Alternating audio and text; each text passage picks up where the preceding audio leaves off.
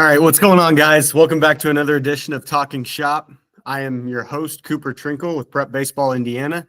Today we have on a very special guest, a staple within the community, especially the Indiana baseball community. His name's Mike Farrell. Mike, happy to have you on today. How you doing today? I'm good, man. How are you doing? I'm doing well. Want to dig into your background here briefly before we start talking baseball. For those of you that do not know Mike was an Indiana State graduate that played 8 years of professional baseball, including spending time overseas, playing the game professionally there. After his professional career, he ended up having a 20-plus year scouting career in professional baseball, hired by the Milwaukee Brewers in 1998, and then going over to the Kansas City Royals in 2014 before retiring, now into travel baseball, and he's starting a podcast that I cannot wait to listen to. First thing I'm going to ask you, Mike, what are we going to be hearing about on that podcast? What are you going to be talking about? Give us a little insight on that. Man, right. So you end things in the way that they ended, and I'm sitting around trying to figure out what I'm going to do next, right? And I've got a ton of ideas and thoughts, but at the end of the day, I felt like I wanted to share my information, the information that I have with people.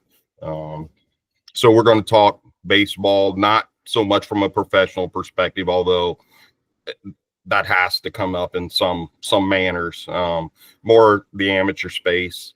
We're going to talk a lot of barbecue as well, and we're going to probably sip some bourbon.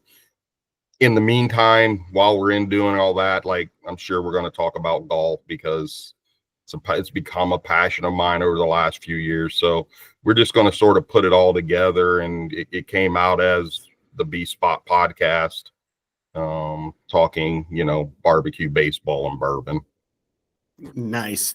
Well, I know I'm definitely going to be listening as I'm driving around the state, watching players this year. It's something that you have been a mentor to me without you even knowing it, just by offering your perspective with the game over the last few years that I've gotten to know you. So that podcast, man, it's definitely something I'm going to be tuning into. First thing I want to talk about is, something I've seen from you is you have a passion for helping players. You have a passion for helping, especially the amateur player.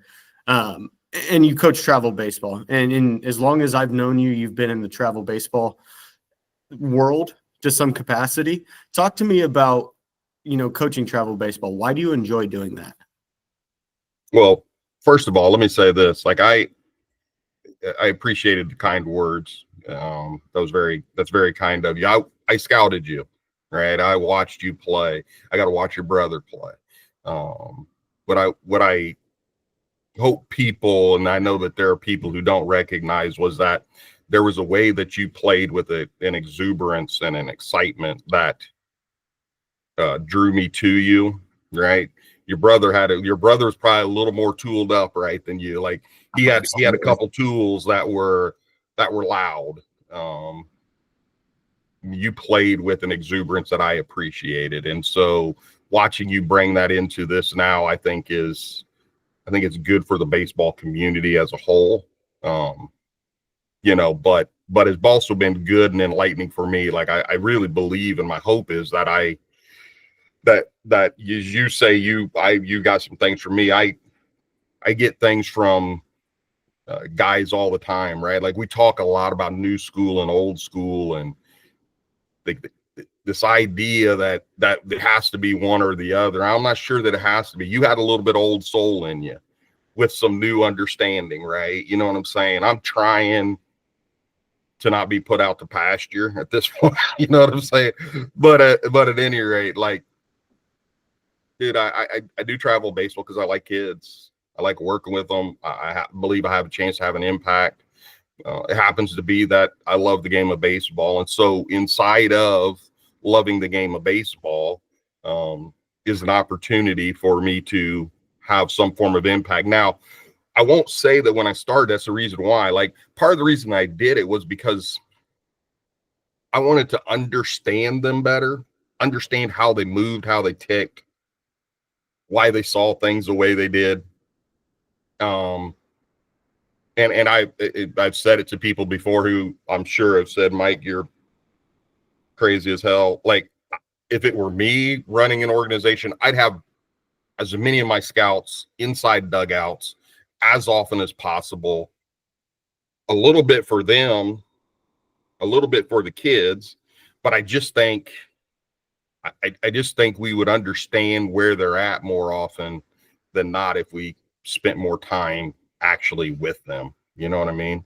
So it kind of came about that way, but ultimately it's my attempt to give back to people who gave to me. You know what I mean? Who my head coach at Logosport High School, who is no longer here, Coach Turner, like, he invested in me in a way that if he doesn't do that, right? Like, where do you end up, right? We all have these moments where we don't know exactly where we would be if somebody hadn't invested in us.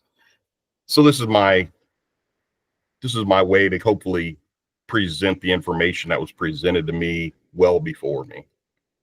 No, that's awesome. That's awesome to hear. And again, I am hearing you, say some kind words about me. That meant a ton to me. Again, I love the game of baseball. I was passionate about what I did every single day.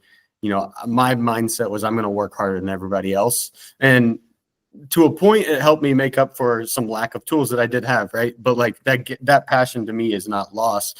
And, I love that you bring that up, because I see that in you as well, where you're talking about how you love working with players and all that stuff. And, I see exactly what you're talking about when I get the opportunity to coach our junior future games teams, our future games teams, the different teams that we put together with prep baseball. It allows us to see into the brain a little bit more. You're around the kid and you start to understand, oh no, this kid is this type of kid. And, I'm going to bet on that. Right. Right. So exactly. Like, I love you kind of digging into that. And then, how have players evolved as you have gone through this? When you started coaching travel baseball, is there anything that you see different of the players that we're seeing today? Well, I mean, I think I'm certain this is a lot of what I hope the podcast is, but there are a couple things I will tell you. They're probably more talented tools wise than we were.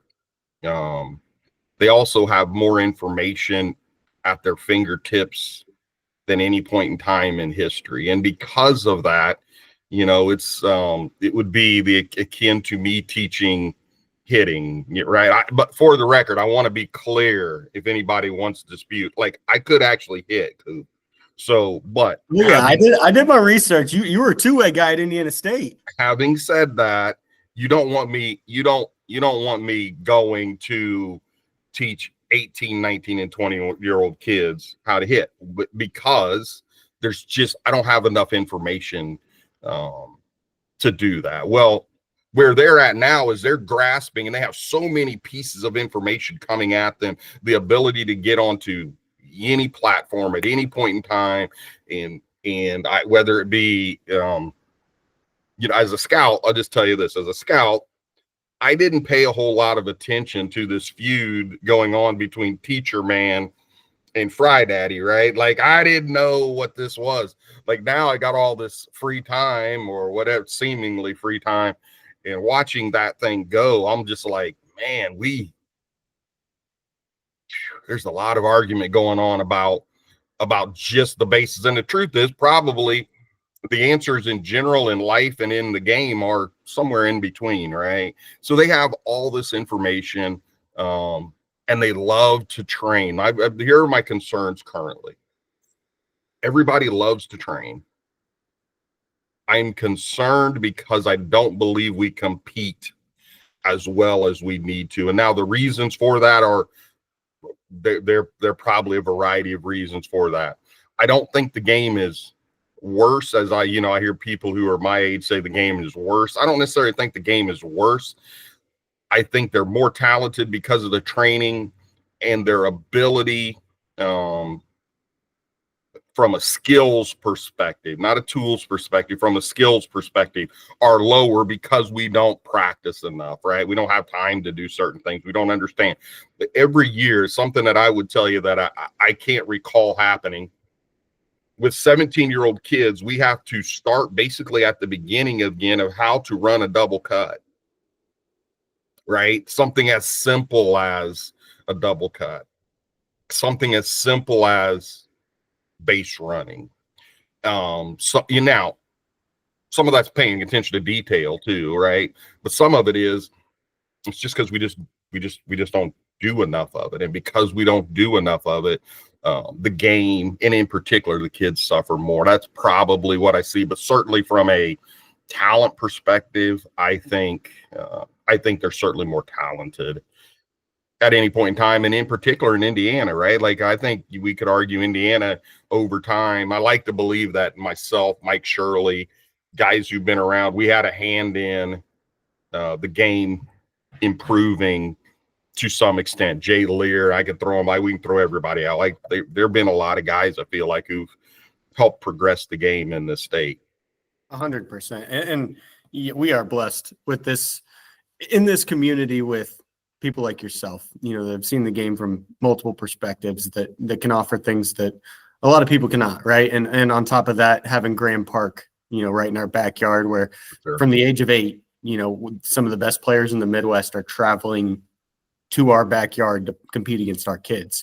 But again, to your point, it is like the metrics, even since I've been in high school, and that's only, 10 years ago, the metrics are far and beyond. I remember when I was in high school, if you threw a baseball 90 miles an hour, like, that's a real number. And not that number isn't a good number anymore, but now we'll see at our preseason All-State this year, we'll see 15 juniors throw the ball 90 or harder, right? Like, the training is getting to that point where we're seeing all that, but it's like you said, it's the sexy numbers. It's really cool to post your exit velocity. It's really cool for the fastball velocity. Working on base running isn't sexy, right? And so it doesn't get done as much. The double cuts, it's not sexy, but it doesn't get done as much.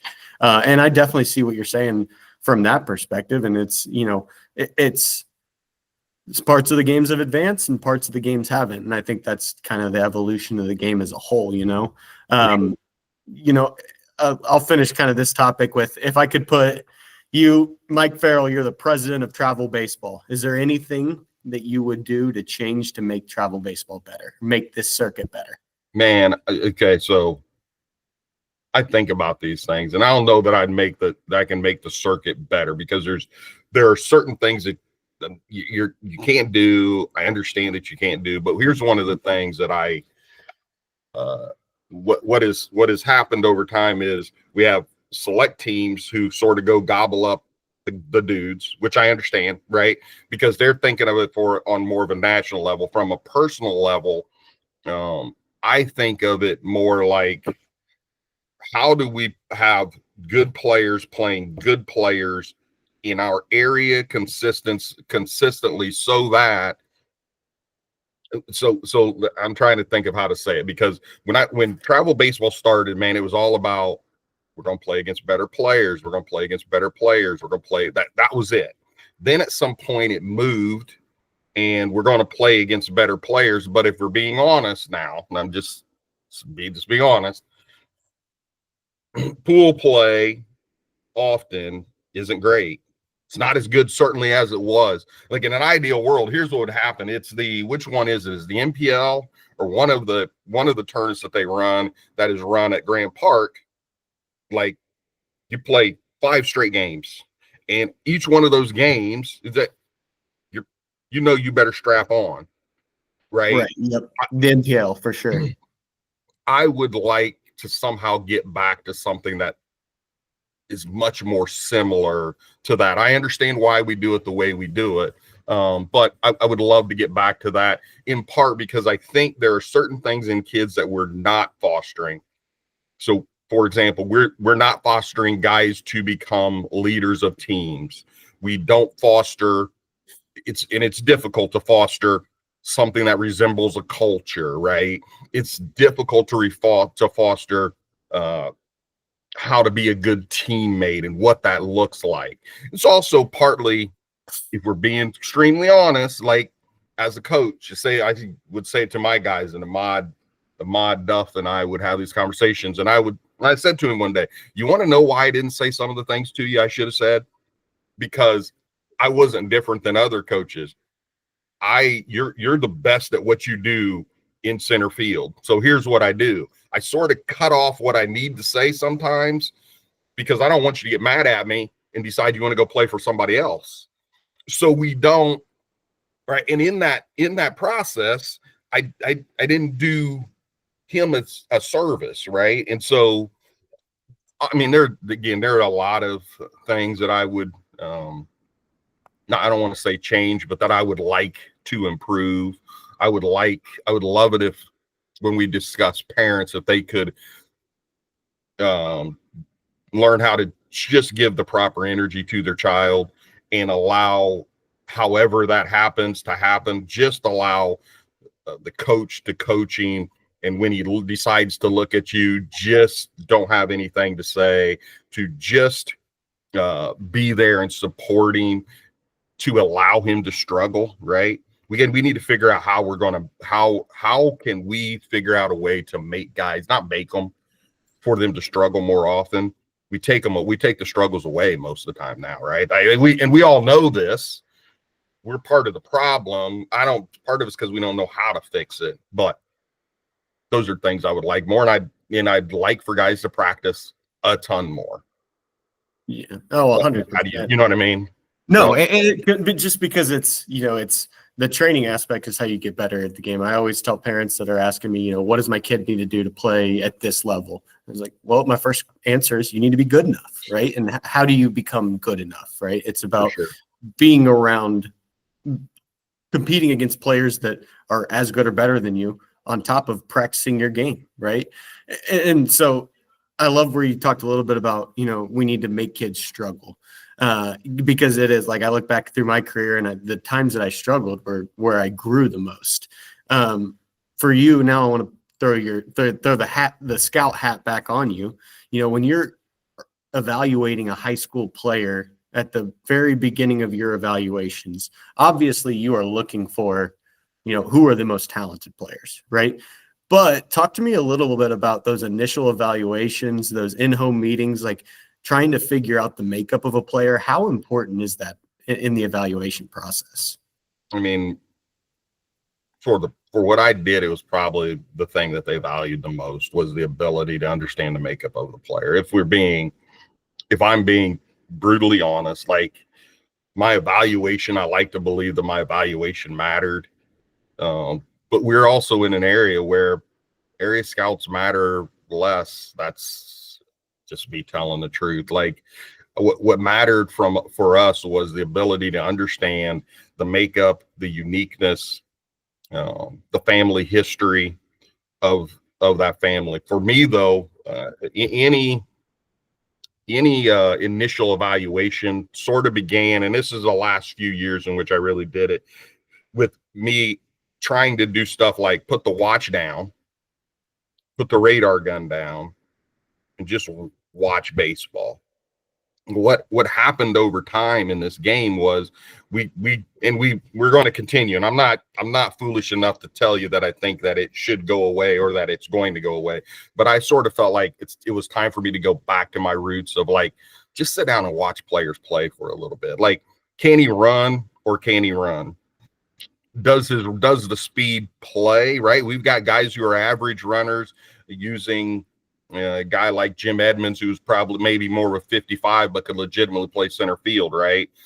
There are people who tell you that you can't play center field. Jackie Bradley might have been a similar version of a guy who wasn't an elite runner, a la Lorenzo Cain, who had that long loping stride and eat up ground in the manner that he did, right? So, but you can't see that if the only thing that tells you whether or not he's a plus runner is your watch, right? You can't see athleticism, and we do it all the time. We try to equate running tool to athleticism. They're not equatable, right? So then what do? Well, I have to put it down at some point in time. So an interesting or it's easy thing that I would do with pitchers is literally just go stand down the side, not even watch them from behind. Just going to watch how their body moves. Like if it's long enough and athletic enough and moves well enough, and then maybe in the third inning, then I go back and see what I was looking at, right? It it was just me trying to go back to more of the basics in reference to how I watched a player, because at the end of the day, while we want to talk about how we're going to get to the end result, it doesn't change in some ways. Some of the stuff's the same, like athletic body moves, can get down the mound, ability to get better, right? Ability to stay in the middle of the field, ability to impact the baseball, ability to understand whether or not you belong on a corner or up the middle. Some of those things they're going to be non-negotiables that they're not going to change no matter how much we want to change those things. So, I mean, that's my short, whatever you want me to tell you about scouting. I can go for days on it. So. No, 100%. And, I'm going to keep picking your brain, but it's just, I love your perspective on that, because it's, especially it's applicable for what we do with high school athletes, where they're, everybody's looking for a metric, or everybody's looking for, okay, I did this is my stats, this is this and that, where you're telling me it's a little bit different, right? Like, you're looking more for a 5-year window, like what's this kid going to look like at 21, not who's the best baseball player right now. And I think that's something that, especially in our space, is a little bit clouded, right? Like, you see the 16-year-old kid that's better than everybody right now, and everybody's like, oh, okay, this is the next guy, right? But not everybody's Max Clark. Not everybody's right in front of your face. Okay, this is the best player, and he's going to be the best player forever. You're more talking to me about, you're looking for the guy that, he moves right, he matches the patterns of a big leaguer, and that's more, kind of what you're looking for when you're talking about putting the watch down. Am I correct? For sure, right. And to your point, the one thing that I would say I do say often is like it takes 16 years to become 16 years old, but at some point in time we changed this. We decided that we wanted 16-year-olds to be 22. But the goal, as I say to my guys all the time, like, the goal is to be the best version of yourself at age 21. You don't have to be it today.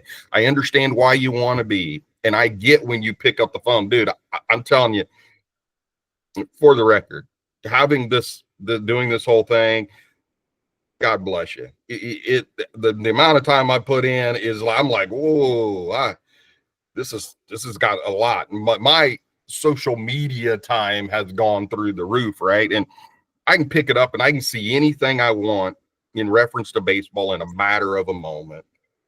And I get it. If you're a 16-year-old kid and that sounds like what you want, I understand why you say to, like, I want that metric and I want that video and I want to put it on and but our goal is to create a foundation.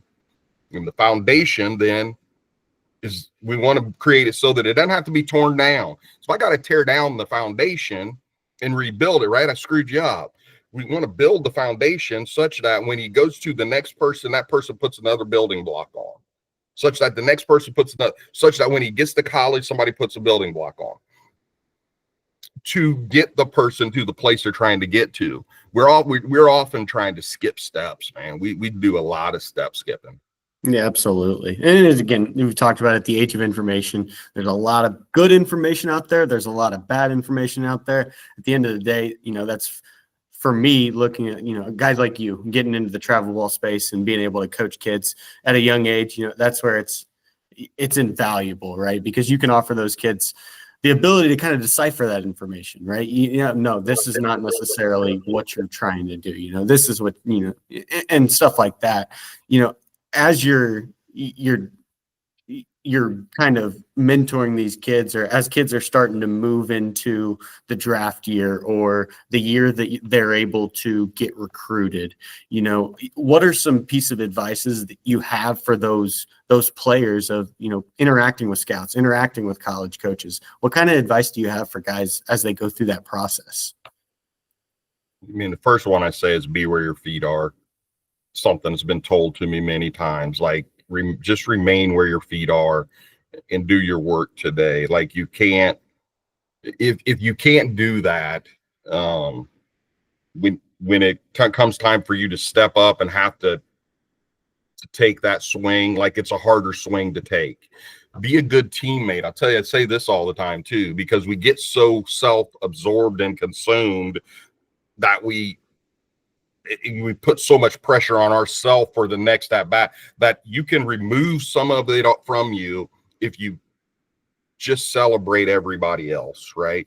Be a good human, and that's just being a good human being and a good person. Like, allow yourself to release some of the stress. Allow yourself to understand that it's my job. And in any, I said this to somebody the other day because they asked a question. In order for me to give you the money, now we're talking about giving you the money, and that's a whole separate conversation that I won't get into. But everybody wants to talk about getting the money. Very few realize that that's a select group of guys, right? I won't even go there. But in order for me to give you the money, here's what you need to understand. I have to get a health history, right? If you're a hitter, I got to get an eye test. I have to sit down and have a makeup conversation with you, okay? If we're giving you the money, I will have seen you 3 times. Cross-checker, a national cross-checker, and a scouting director will all have seen you, right? That all of those things have to happen in order for things. And then the team has to figure out, once they put everything, however they're going to put it, if you're the guy, right? Trying to understand this process, stop doing it. Go be you today, be where your feet are, and be the person that you can be, and leave the rest of it for other people to decide. And as I say to people, I've said to many people afterward, it's happened so many times I can't tell you, where I'm like, that there's no reason I should have got that guy. I liked him better than everybody else. Even the person who got him will tell you, yeah, Farrell liked him better than I did. In those scenarios, what do I say to them? Hey, man, just go out and make them regret that they didn't take you. Make them regret that they spend the next however many years you play making us regret not pulling the trigger when we should have pulled the trigger. But you're never going to control it. And furthermore, you're never going to understand it. You can't understand it because everybody sort of has a piece of the puzzle that they don't want to actually give all the information away to. You know what I'm saying? Yeah, like the director has it one way. He sees it different than I see it. My cross-checker sees it different. Advisors see it different. College coaches think they understand what's going on. In the meantime, mom and dad and you guys are trying to keep up with the Joneses over here, right? Because they told you that they had a friend, and their friend, he got $1.5 million, but he had, so now you know what you just did? You just put your number at $1.5 million. You don't even realize that this may be your only opportunity. Listen, it's interesting. You go study it one day. I haven't done it in a while, but at one point in time, the number was over 60% of guys who got drafted once never got drafted again. It's a crazy stat, right? When you think about it, like if I tell you that it's your dream and it might only come one time, and you just, because you were talking to Johnny and his dad across the street who said, I'll tell you what, man, I wouldn't let my son sign for anything under that. First of all, it wasn't his dream. His opinion doesn't even matter. But for some reason, because we got all it right. So anyway, my point again, remain where your feet are. Understand that this is about you and your dream. It's not about his dream, right? Yeah. It's about yours.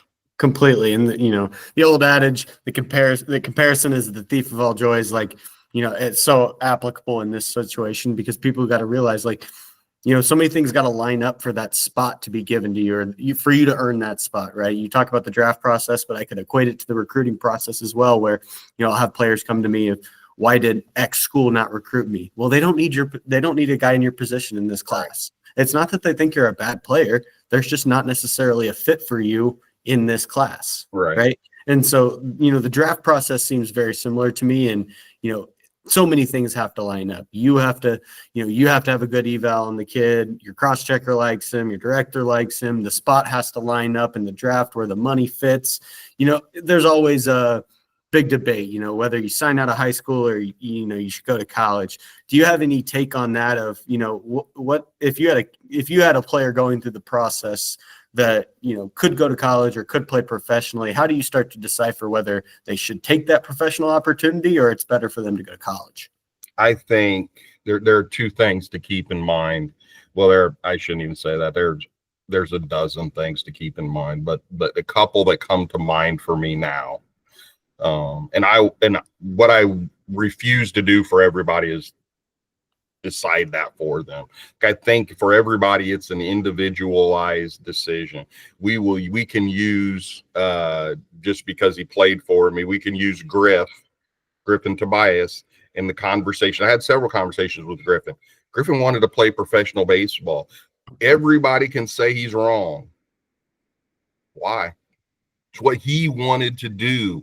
And at the end of the day, like in this life, like this is like, I don't get it. I don't get to do your journey. I got to do mine. And his journey for him was to go play professional baseball. So the very first thing I'll say is that for everybody, I believe it's individualized, and it's your opinion and how you feel about it. The couple things that I will tell you that I would want on a personal level is you better be able to be honest with yourself. If you can't do that, don't do it. Understand that patience is not the same, not whether it be with high school coaches. I mean, heck, we don't even have it in travel ball anymore.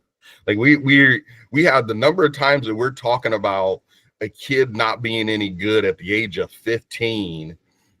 And I'm sitting here looking around, like going, like, I'm not good enough to do this with guys who are way up there. We're telling me that we're good enough to do this at age 15 and make a determination about a young man at that age. Our patience is less. Travel ball is less in college, certainly less in college. It's less in professional baseball. It used to be that you were going to get, X number of at-bats before there would even be a consideration of releasing somebody. That's not necessarily the case anymore, because when they condensed it, there's a good and a bad, right? They paid them more money, and also they made less teams, right? And then we condensed the draft, and then that condensed number of players going in. And so our patience is less than ever. You have to understand that. You have to recognize that when you hear people say to you, that people say, are you ready for professional baseball? They're not really saying, do you have the tools to play professional baseball? Really what they're saying is, like, bro, you're getting ready to get kicked in the teeth. Like, are you going to be okay getting up off the mat?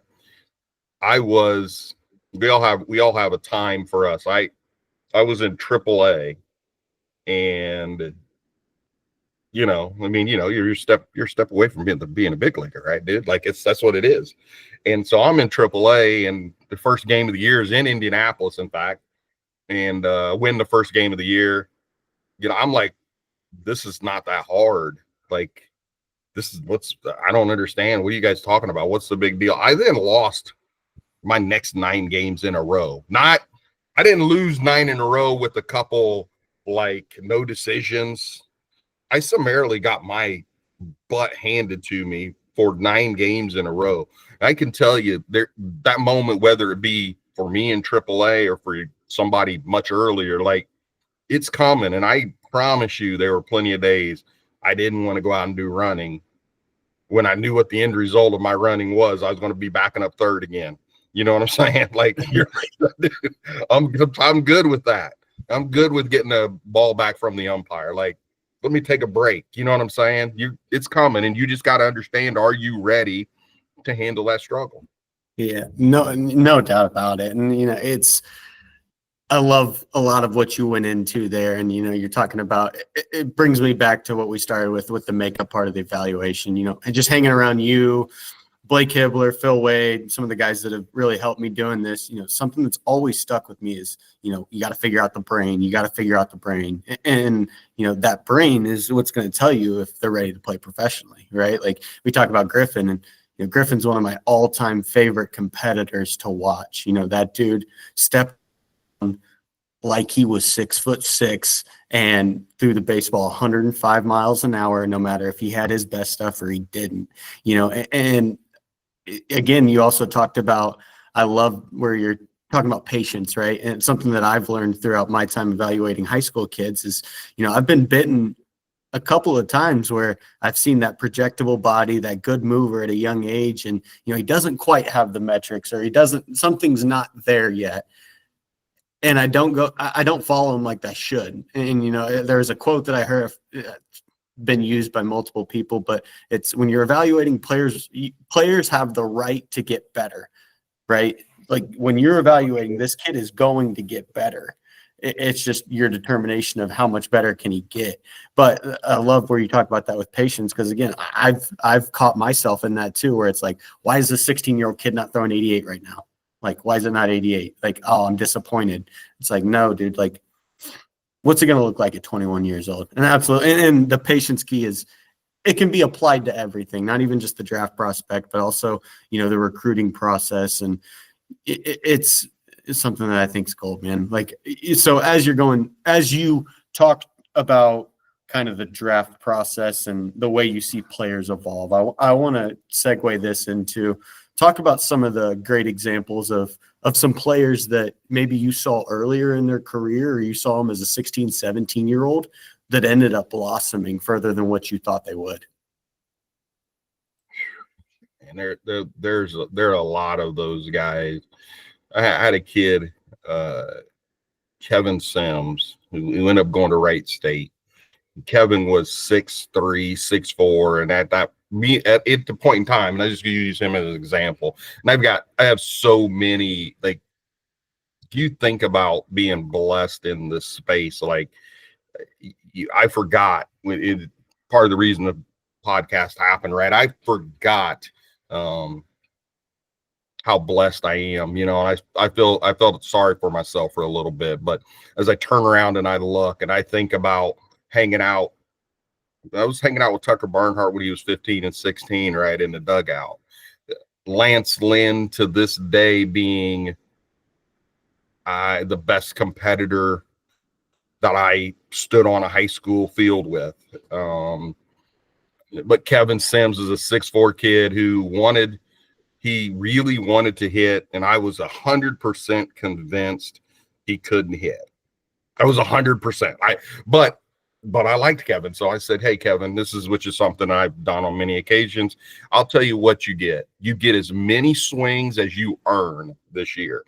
And I was very big on, and this has been years back, but I was big on the idea that if you're not willing to put 1,000 swings a week up, you come to me, like, because I'm not lying to you. Like, I'm not fitting to sit here and lie to you. Like, I'm going to tell you if you're not good enough.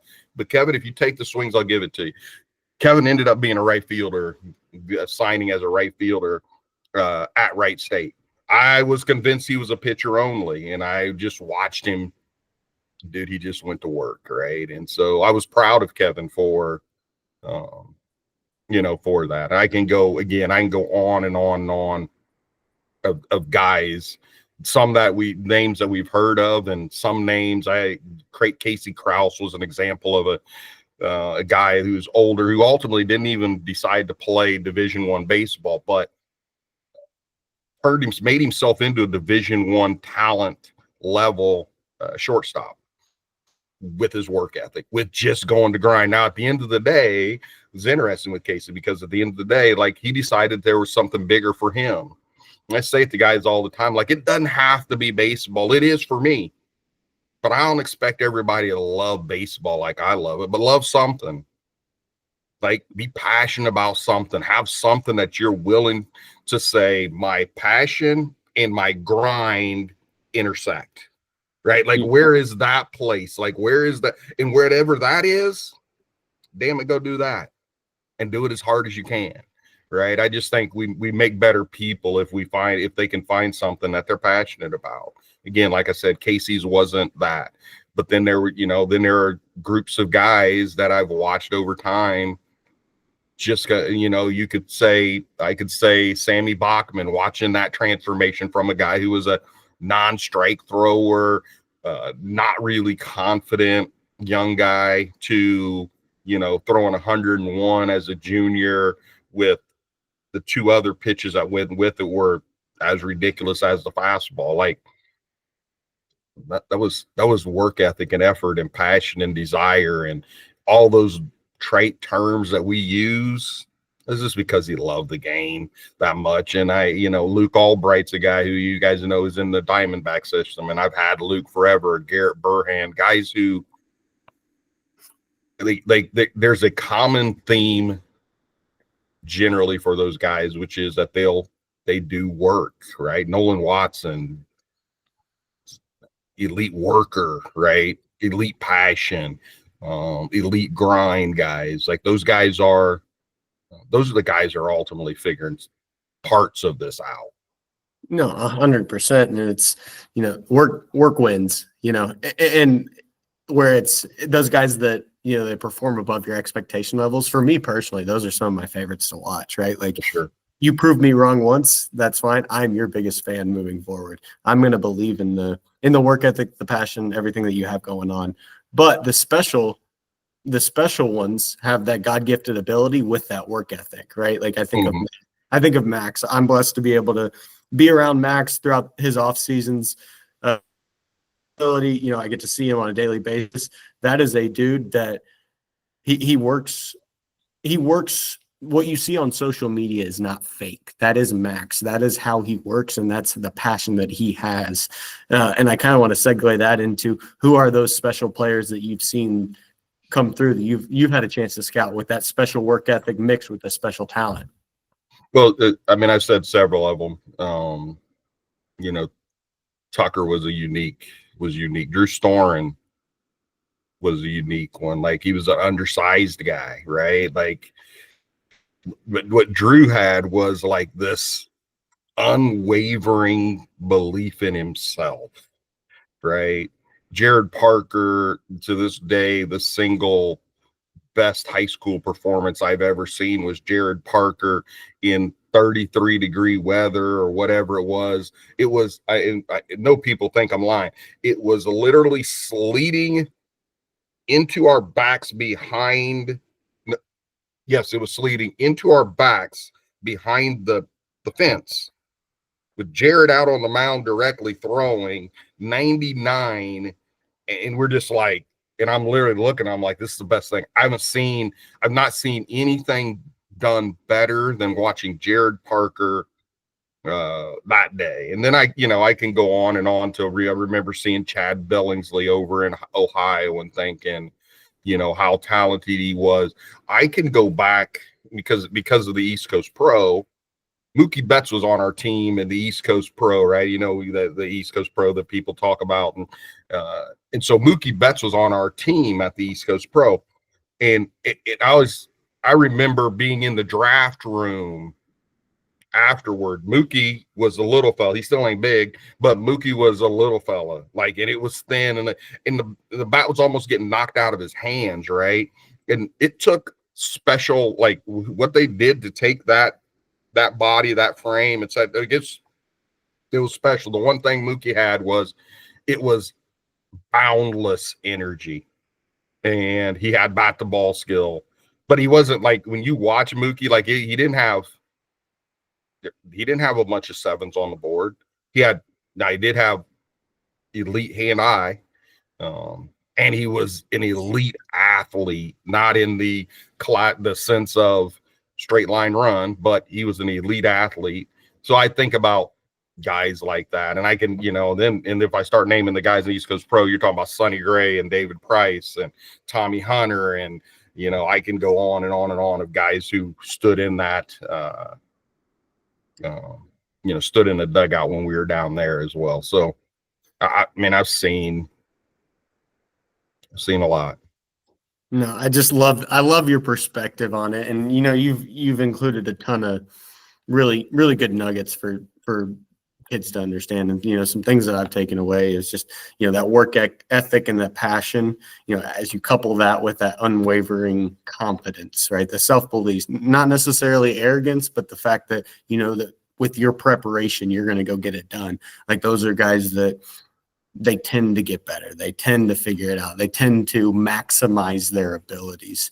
And, again, like I can't thank you enough for being on here. I want to leave it with one more question for you. If you're a high school kid coming through right now and you're looking to play the game at the highest level possible, you're looking to maximize your potential. You talked about being where your feet are. Is there any other piece of advice you would give those kids of, anything they need to be doing training wise, or weight room wise, anything from a mentality perspective, anything you can give a high school kid, like this is something that matters and you may not think it does?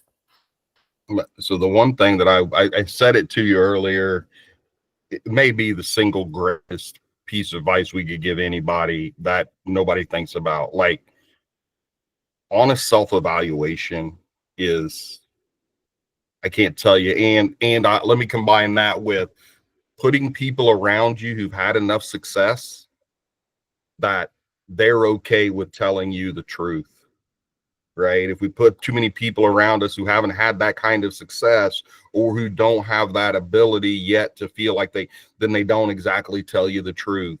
And the truth in this is where you have your gains come from, I believe, right? Like just honest, true self-evaluation. Some guys don't want it, but the great ones do.